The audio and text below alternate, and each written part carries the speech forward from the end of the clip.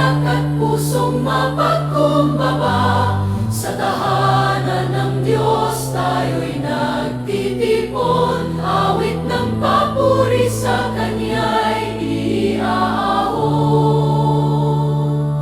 Kristo Jesus, aming ilaw at pag-asa, Ikaw ang daan tungo sa bagong buhay.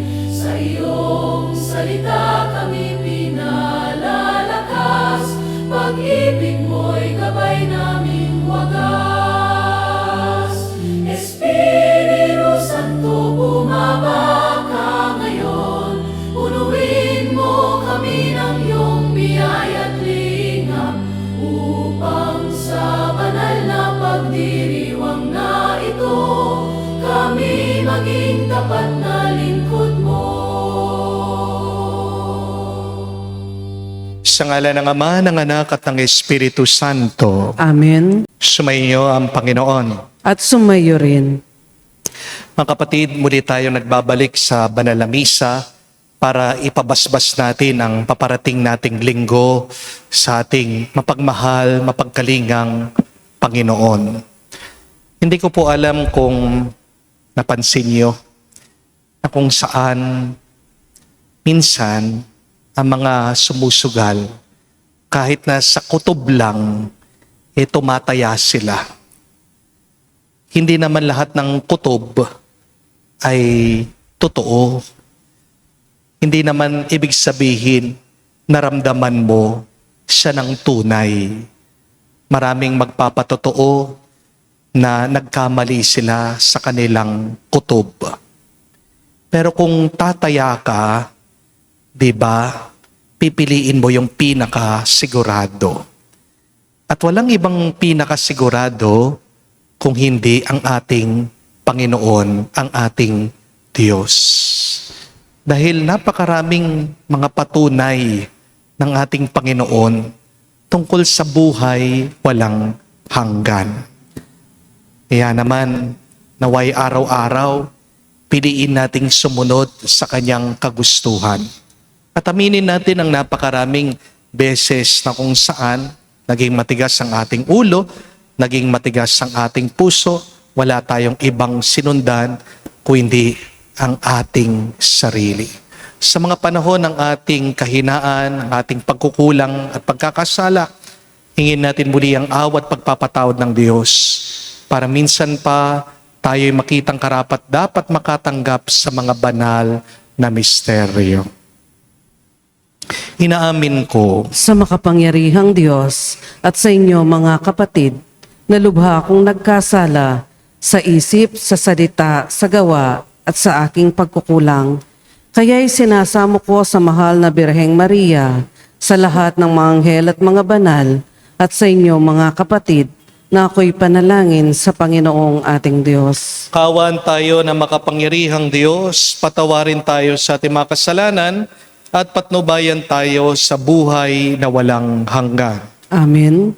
Panginoon, kaawaan mo kami. Panginoon, kaawaan mo kami. Kristo, kaawaan mo kami. Kristo, kaawaan mo kami. Panginoon, kaawaan mo kami. Panginoon, kaawaan mo kami. Manalangin tayo. Ama naming makapangyarihan, lingid sa aming paningin ang mga inihanda mo para sa mga nagmamahal sa iyo. Padaluyin mo sa amin ang agos ng iyong pag-ibig upang sa pagmamahal namin sa iyo ng higit, makamtan namin ang iyong mga pangakong di malirip na hindi pa sumasagi sa isip namin o panaginip. Niluluhog namin ito sa pamagitan ni Jesucristo kasama ng Espiritu Santo magpa sa walang hanggan. Amen.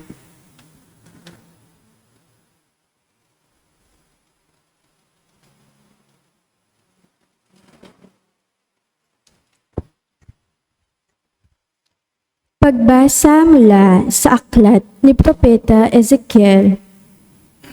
Sinabi sa akin ng Panginoon, "Tao, sa isang iglap ay kukunin ko ang taong pinakamamahal mo, ngunit huwag mong itatangis ni iluluha. Maaari mong daanin sa buntong hininga, ngunit tibayin mo ang iyong loob. Manahimik ka at huwag iparirinig ang iyong pagtangis. Huwag kang lalakad ng walang sapin sa paa at lambong sa ulo, na tanda ng pagluluksa. Huwag mong tatakpan ang iyong mukha, ni kakain ng pagkain ng mga upahang taga-iyak. Umaga nang ako'y magsalita sa mga Israelita. Kinagabihan, namatay ang aking asawa. Kinaumagahan, ginawa ko ang inuutos ng Panginoon. Tinanong ako ng mga tao, ano ang ibig mong sabihin sa ginagawa mong ito? Sinabi ko sa kanila, sinabi sa akin ng Panginoon na sabihin ko sa sambahayan ng Israel ang ganito, ang aking templo na siyang sagisag ng inyong kapangyarihan at kasiyahan ay sasalawlain ko.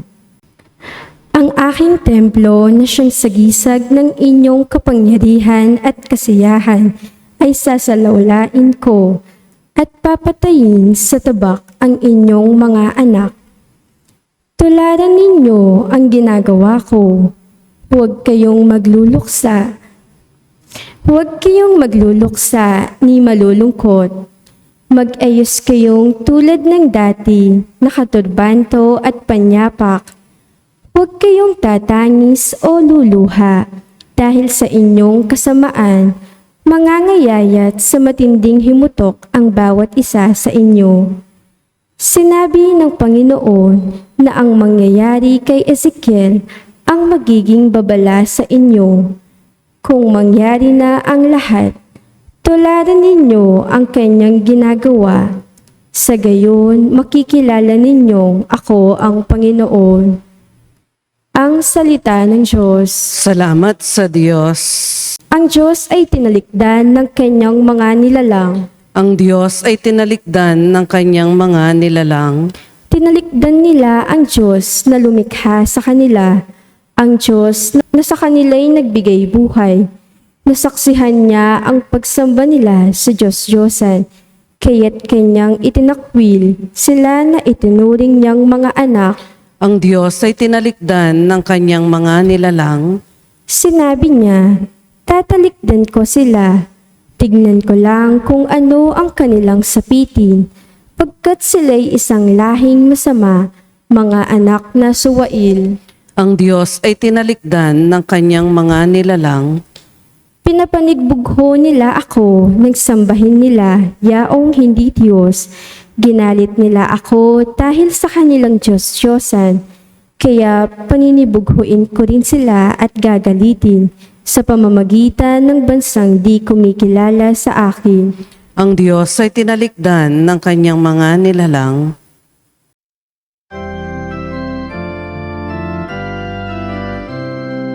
Alleluia, Alleluia, Alleluia,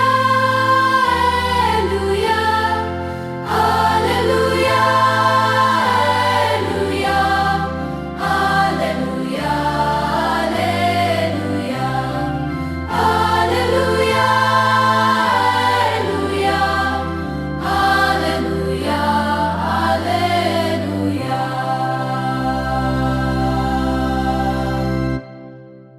Mapalad ang mga duka na tanging Diyos na lumikha ang pag-asa at adhika. Haleluya, Haleluya. Sumainyo ang Panginoon. At sumayo rin, Ang mabuting balita ng Panginoon ayon kay San Mateo. papuri sa iyo, Panginoon.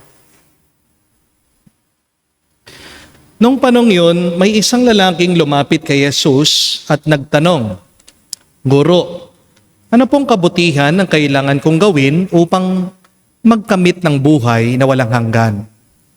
Sumagot si Jesus, bakit mo ko tinatanong kung ano ang mabuti? Isa lamang ang mabuti. Kung ibig mong magkamit ng buhay, sundin mo ang mga utos. Alin-alin po? Tanong niya. Sumagot si Jesus, huwag kang papatay. Huwag kang mangangalunya. Huwag kang magnanakaw. Huwag kang magsisinungaling sa iyong pagsaksi. Igalang mo ang iyong ama at ina. At ibigin mo ang iyong kapwa gaya ng pag-ibig mo sa iyong sarili. Sinabi ng binata, tinupad ko po lahat ng yan. Ano pa po ang dapat kong gawin? Kung ibig mong maging ganap, pumayo ka, ipagbili mo ang iyong ari-arian at ipamahagi sa mga dukha ang pinagbilhan. Kapag ginawa mo yan, magkakaroon ka ng kayamanan sa langit. Pagkatapos bumalik ka at sumunod ka sa akin. Sagot ni Jesus. Pagkarinig nito, malungkot na umalis ang binata sapagkat siya'y napakayaman. Mga kapatid, ang mabuting balita ng ating Panginoon. Pinupuri ka namin, Panginoong Jesucristo. Magandang araw po muli sa inyong lahat. May tanong lang po ako sa inyo. Ano ang gagawin mo kung hindi problema ang pera sa buhay mo? What will you do if money is not an issue? Ang ganda pong tanong yan, no? Naisip nyo na po ba? Pinagmunihan nyo na ba? Halimbawa, bukas, pagkagising mo, nanalo ka ng loto. Hindi lang milyon, hindi lang 10 milyon, kung hindi, 1 bilyon. Wow! Bilyonaryo ka na! Ang tanong, anong unang-unang gagawin niyo po? Comment nyo nga. Gusto ko pong malaman, gusto kong mabasa. Baka ang iba, sasabihin nila, Father, bibili ako ng lupa. Magpapatayo po ako nung dream house ko. Father, magta-travel kami ng pamilya ko sa buong mundo, sa lahat ng magandang pasyalan. Father, kakain ako ng masarap sa mga pinakamamahaling restaurant. Father, bibili ako ng Ferrari, Lamborghini, bibili ako ng helicopter. Maaari yung iba po, mabait sasabihin, Father, tutulong ako sa mga mahihirap, magpapakain ako sa mga gutom, magdodonate po ako sa bahay ampunan, magpapagawa po ako ng simbahan. O baka, meron ding mga iba sasabihin, Father, finally, iiwanan ko na yung asawa ko, sawa na ako sa kanya, at maghahanap ako ng mas mabait, mas maganda, at mas mayaman na kamukha ko. Ano pong sagot niyo? Maganda pong tanong yan. Kasi meron siyang ipapakita sa iyo. Dahil ang tanong pong ito ay hindi naman po talaga tungkol sa pera. Ito po ay tungkol sa puso. Ang tanong na yan ay pagpapakita sa iyo ng tunay mong ugali, ng tunay mong karakter. Kasi ang katotohanan po, money does not change you. Money reveals the truth about you. Amen? Madalas, naririnig po natin, binago siya ng kayamanan. Hindi po. Ganyan na talaga siya. Tinatago lang niya. Pero ngayong meron na siyang pera, magagawa na niyang gusto niya. Lumilitaw na yung totoong kulay niya. Amen? Pero, magagawa mo ang lahat sa pamagitan ng pera. Sige, mag-travel ka sa ibang bansa, bilhin mo yung gusto mong bilhin, magpagawa ka ng mansyon, tumakbo ka pa sa pagkapolitika. Pero merong isang bagay na hindi mo magagawa. Ano po? Yung pahabain mo ang buhay mo. Amen? Pagkadami-dami man ng pera mo, hindi mo matatakasan ang kamatayan. Amen? So remember this very difficult truth, my dear friends. You can add more money to your life, but you cannot add more life with money. Pwede mong dagdagan ang laman ng bangko mo, pero hindi mo madaragdagan ang mga araw mo. Pwede kang bumili ng magandang relo, pero hindi mo madadagdagan kahit na 1 segundo ang buhay mo. Pwede kang bumili ng matalino, magaling na doktor, pero hindi ka makakabili ng mabuting kalusugan. Pwede kang bumili, maraming makakasama mo, pero hindi ka makakabili ng tunay na pagmamahal. Pwede ka ring bumili ng magandang bahay, pero hindi ka makakabili ng mapagmahal na pamilya. Pwede kang bumili ng mamahaling damit, pero hindi ka makakabili ng kahulugan. Kaya nga po, ang pinakamahalagang tanong sa buhay ay hindi yung paano yumaman. Ang pinakamahalagang tanong ay paano ako mabubuhay magpakailanman. At ito po ang tanong ng lalaki sa Ebanghelyo. Sabi po nitong lalaki, he was asking Jesus, "Good teacher, what must I do to gain, to inherit eternal life?" Hindi po niya tinanong sa ating Panginoong Jesucristo, paano yumaman? Hindi niya tinanong kung paano magtagumpay, paano maging successful.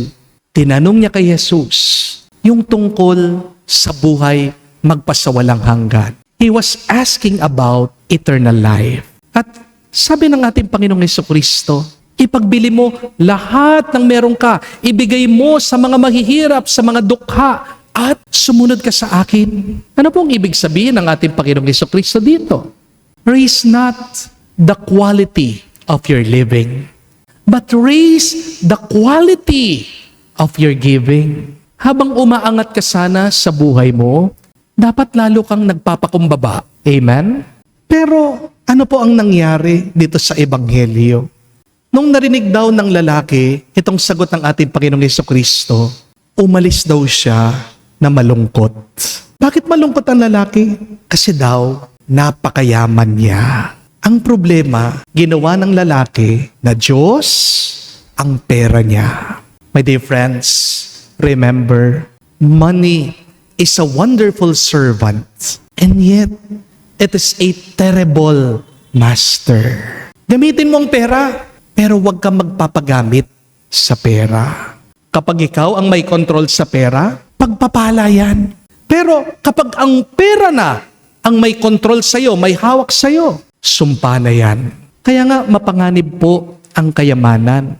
Kasi unti-unti napapaniwala niya ang tao na hindi niya kailangan ng Diyos. Hindi po ba?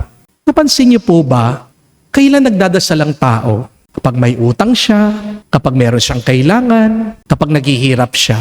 Hindi po ba? Pero kapag sagana na siya, kapag busog siya, kapag masaya siya, pag wala siyang problema, nagsisimba ba siya? Paminsan-minsan. Di po ba? Aminin natin, minsan, binubulag tayo ng pera. Amen? Akala natin, kapag may pera tayo, ligtas na tayo. Oo, maaaring meron kang negosyo, secured ka sa buhay na ito. Maaaring kung may insurance ka, palagay ka. Kung meron ka ding pagkain at bahay, wala kang inaalala. Pero merong isang bagay na hindi kayang kontrolin kahit na pagkadami-dami pa ng pera mo. Ano po? Ang kamatayan. Kung saan ka pupunta pagkatapos ng buhay na ito. Hindi po ba? Kung hindi po kayo takot, subukan niyo po ito. Pumunta po kayo ng sementeryo. Maghanap po kayo ng buto ng tao. Pag-aralan niyo po yung buto ng tao. Tingnan niyo yung buto ng mayaman, yung buto ng mahirap. Ano pong itsura ng dalawa? Parehas lang po. Hindi po ba? Mas makinis po ba yung buto ng mayaman kaysa sa buto ng mahirap? Hindi po. Hindi po ba? Ano naman kung mas marumi yung buto ng mahirap kaysa sa buto ng mayaman? Parehas naman silang patay. Hindi po ba? Mahirap man o mayaman, kapag nilibing, kakainin din yan ng uod. At pagkatapos ng kamatayan, ang mahalaga, hindi naman yung kung ano yung laman ng bangko natin eh. Ang mahalaga, pagkatapos ng kamatayan natin, kung ano ang laman ng puso natin. Dahil bandang huli, tayo'y huhusgahan ng Diyos base sa mga ginawa natin dito sa mundo. Hindi huhusgahan ng Diyos yung bank account mo. Amen? Hindi po ba tayo nakakatawa na habang buhay tayo, nakikipag-unahan tayo sa ibang tao? Pero ang pinakamahalaga ay yung makapasok tayo sa karya ng Diyos. Amen? Mga kapatid, tandaan niyo po ito. Hindi pwedeng i-bribe ang Diyos. Wala naman pong fixer sa langit. Hindi po pera ang sukatan para matanggap mo ang buhay na walang hanggan. Kung gusto mong makapasok sa karya ng Diyos, ano pong kailangan? Pananampalataya at pagpapakumbaba. Amen? Naalala ko po, meron pong mag-asawa na pumunta po sa akin sa parokya. Nagpapabless po sila. May pagkakataon po, kwento po nitong lalaki, na makapag-abroad siya. Meron pong malaking offer para sa kanya. Malaki pong kita, malaking pera. Pero ano pong kapalit? Kailangan niyang iwanan yung kanyang asawa. At meron po siyang dating girlfriend. Siya po yung nandun sa Amerika, niyayaya siya. Pero alam niyo, ito pong lalaki, madali po sana na iwan niya yung kanyang asawa para dun sa pera. Madali po na iwan niya yung kanyang asawa para sa komportableng buhay. Pero sabi po ng lalaki, Father, ayaw ko pong yumaman na ganun, na makuha ko ang lahat, pero ang kapalit naman ay ang aking sarili at ang aking pamilya. Napahanga po ako sa kanya. Tingnan niyo na, mga kapatid, meron pa rin mga tao na hindi mukhang pera. Meron pa rin mga taong matitino. Kaya meron pa rin pag-asa. Di po ba? Mga kapatid, tandaan niyo po, merong ibang bagay na mas mahalaga kaysa sa pera. Kaya huwag kayong magpapakamatay para lang sa kayamanan dito sa mundo. Magandang tanungin ang ating mga sarili. Kung ibibigay ng Diyos ang lahat ng gusto mo, pero mawawala naman ang Diyos sa buhay mo, papayag ka ba? Tatanggapin mo ba? Mga kapatid, unawain niyo po, bandang huli, hindi ang pinakamaraming pera ang tunay na mayaman. Ang tunay na mayaman ay yung taong kahit na mawala na lahat ang sa kanya, pero hindi nawawala ang Diyos sa kanyang puso. Amen?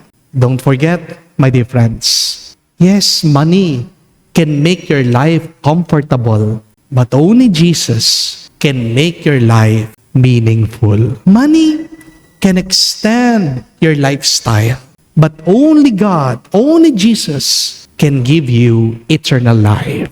Amen?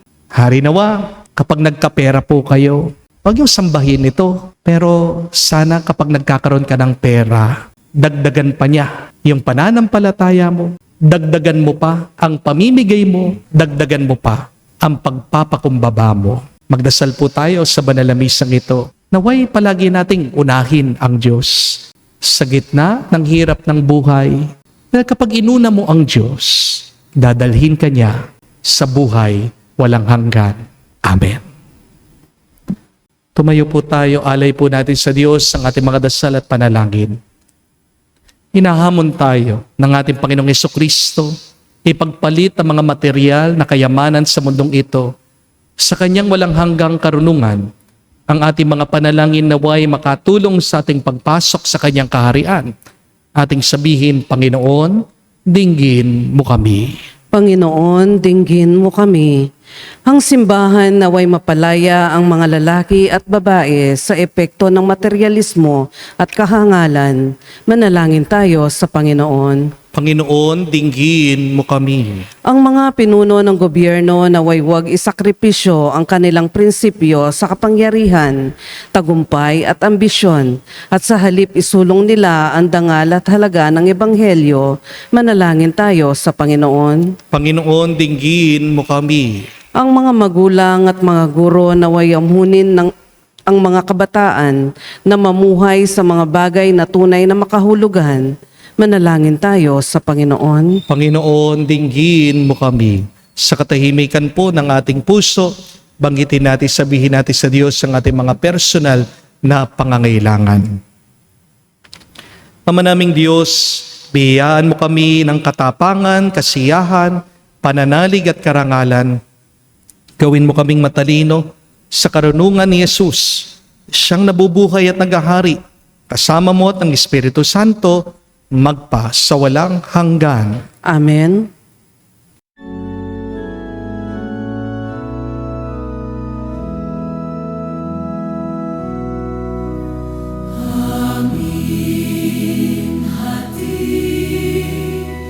Alay na ito, ang tinapay na nagmula sa pagpapala mo,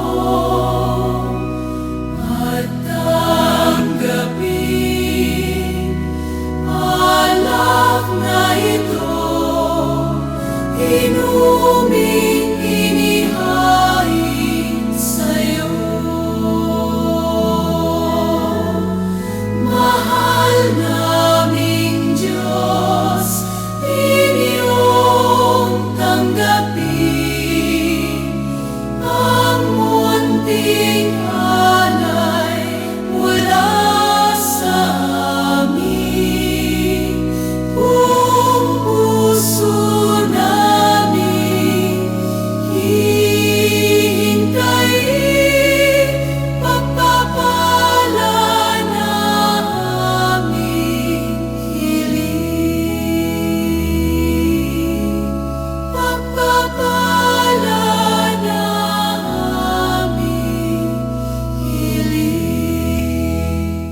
Manalangin kayo mga kapatid para ng ating mga paghahain ay kalugdan ng Diyos amang makapangyarihan. Tanggapin nawa ng Panginoon itong paghahain sa iyong mga kamay, sa kapurihan niya at karangalan, sa ating kapakinabangan at sa buong sambayanan niyang banal. Ama naming lumikha, tanggapin mo ang mga alay upang maganap ang pagpapalitan ng iyong kaloob at ang aming handog. Sa aming paghahain na iyo na ring binigay, para kami maging marapat na iyong paunlakan sa pamagitan ni Jesucristo kasama ng Espiritu Santo, magpasawalang hanggan. Amen. Sumainyo ang Panginoon. At sumayo rin. Itaas sa Diyos sa inyong mga puso at diwa. Itinaas na namin sa Panginoon. Pasalamatan natin ang Panginoong ating Diyos. Marapat na siya ay pasalamatan. Ama naming makapangyarihan, tunay nga marapat ikaw ang aming pasalamatan. Sa pamagitan ni Jesucristo na aming Panginoon, kinalulugod mo sa kanyang baguhing, mabuti ang lahat, at sa pamagitan niya aming tinanggap ang iyong abot-abot na kaloob at paglingap. Kahit na siya ay hindi naiiba sa iyo, minabuti niyang maging di na rin naiiba sa mga tao. Hamak siyang tulad namin sa kamatayang totoo. Nung inihain niya ang sarili niya kami, makasundo mo. Kaya naman iyong dinangal siya at iyong tinampok upang sa lahat siya'y manguna. Ngayon, lahat sa kanya'y nakikiisa ay talagang magkakamit ng iyong buhay at ligaya. Kaya kaisa na mga anghel nagsisiawit ng papuri sa iyo. Nang walang humpay sa kalangitan, kami nagbubunyi sa iyong kadakilaan.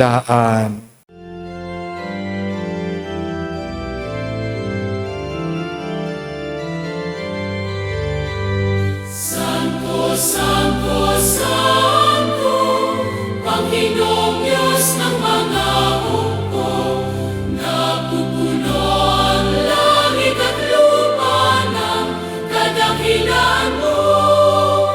Hosana, Hosana, sa kainasan, pinagpalang na paririto sa ngalan ng Panginoon. Hosana, Hosana, sa kainasan. Hosana, Hosana, sa kainasan.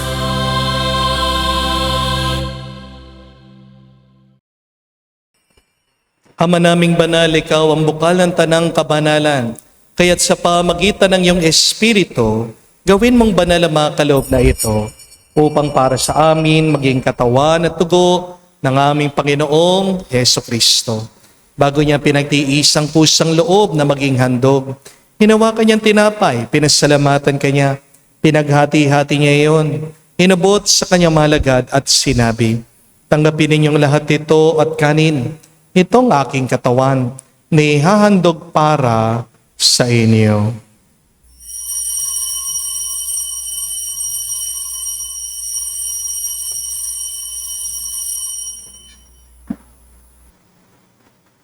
Gayon din naman na matapos ang hapunan, hinawakan niyang kalis. Muli kanyang pinasalamatan. Nabot niyang kalis sa kanyang malagad at sinabi, "Tanggapin ninyong lahat ito at inumin. Itong kalis ng aking dugo, ng bago at walang hanggan tipan. Ang aking dugo na ibubuhos para sa inyo at para sa lahat. Sa pagpapatawad ng mga kasalanan, gawin ninyo ito sa pag-alaala sa akin."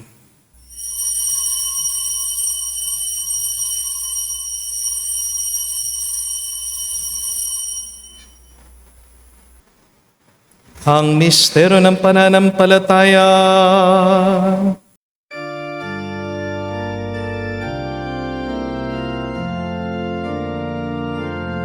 Si Kristo ay namatay, si Kristo ay nabuhay, si Kristo ay babalik sa wakas.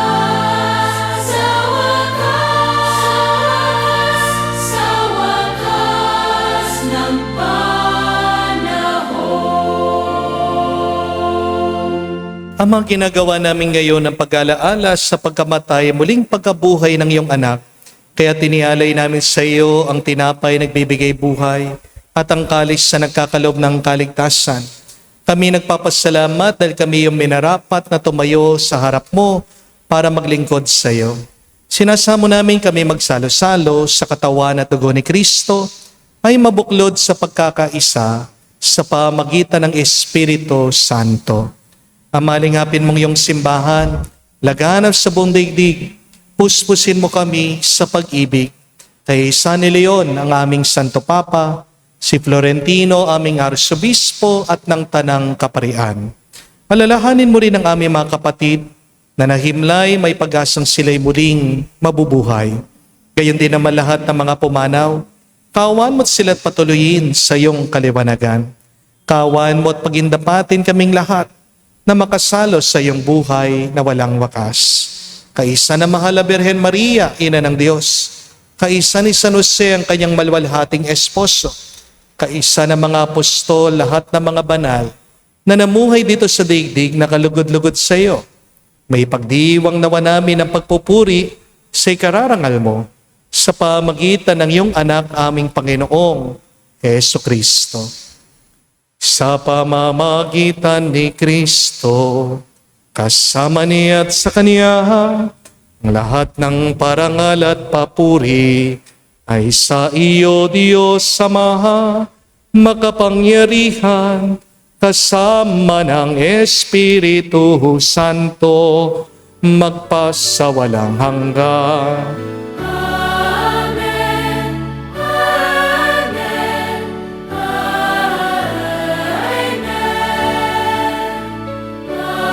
Amen. Amen. Amen. Sa nakagaling na utos sa turo ni Jesus sa Panginoon natin at Diyos, ipahayag natin ng lakas loob.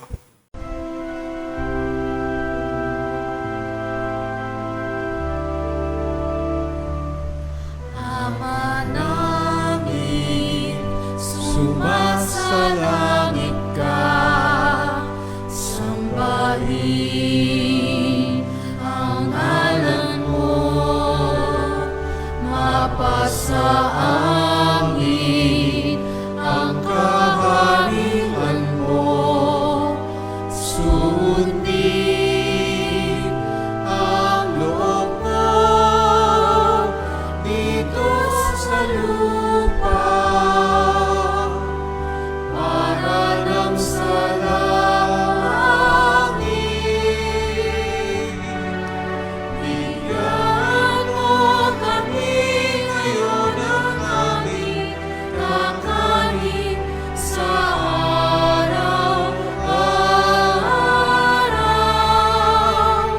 at patawarin mo kami sa aming mga sala para ng pagpapatawad namin sa nagkakasala sa amin.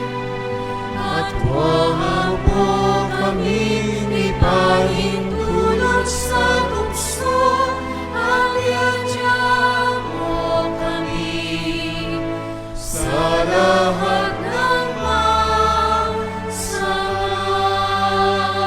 Inihiling namin kami, Adya, sa lahat ng masama, pagkalooban ng kapayapaan araw-araw, ligtas sa kasalanan, ilayo sa lahat ng kapahamakan, samantalang aming pinanabikan ang dakilang araw ng pagpapahayag ng tagapagligtas naming si Jesucristo. Sapagkat iyo ang kaharian at ang kapangyarihan at ang kapurihan magpakailanman. Amen. Panginoong Jesucristo, sinabi mo sa mga apostol, kapayapaan ang iniiwan ko sa inyo. Ang aking kapayapaan binibigay ko sa inyo. Tunghayan mo ang aming pananampalataya at huwag ang aming pagkakasala. Pagkalooban mo kami ng kapayapaan at pagkakaisa ayon sa iyong kalooban, kasama ng Espiritu Santo, magpa sa walang hanggan. Amen. Kapayapaan ng Panginoon ay laging sumainyo. At sumayo rin. Magbigayan po tayo ng kapayapaan sa bawat isa. Peace with you po. Kapayapaan po sa inyong lahat.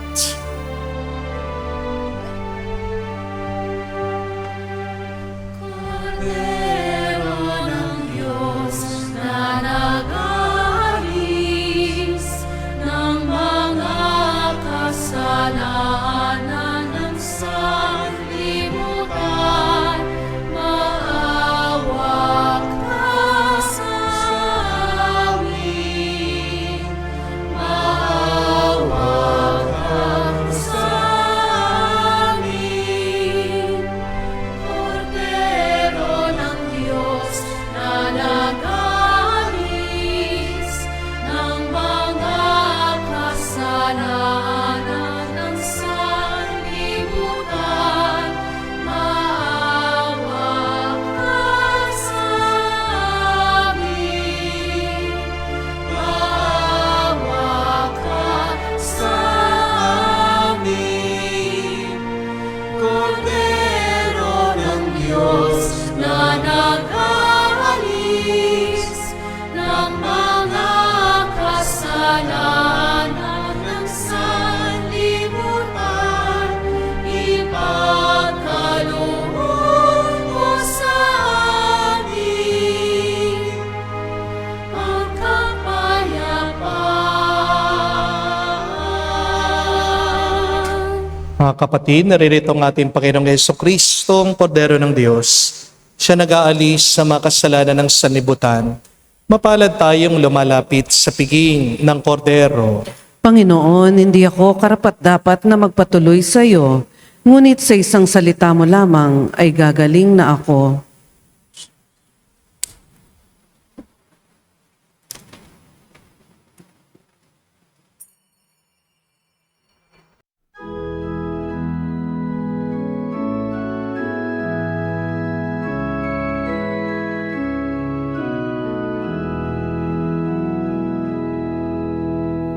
Tinanggap kong buhay na Diyos, puso ko ay nadalak. Tinanggap kong buhay na Diyos, puso ko ay natuwa. Tinapay siya ng buhay, hinati at binigay, para magbigay buhay, huwag mangamba kailanman. Tinanggap kong buhay na Diyos, puso ko ay naganak. Tinanggap kong buhay na Diyos, puso ko ay natuwa. Siya'y daan ng buhay, minahal ka ng Ama.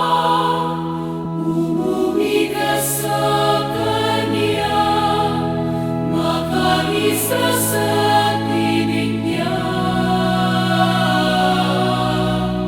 Tinanggap kong buhay na Diyos, puso ko ay nagalak. Tinanggap kong buhay na Diyos, puso ko ay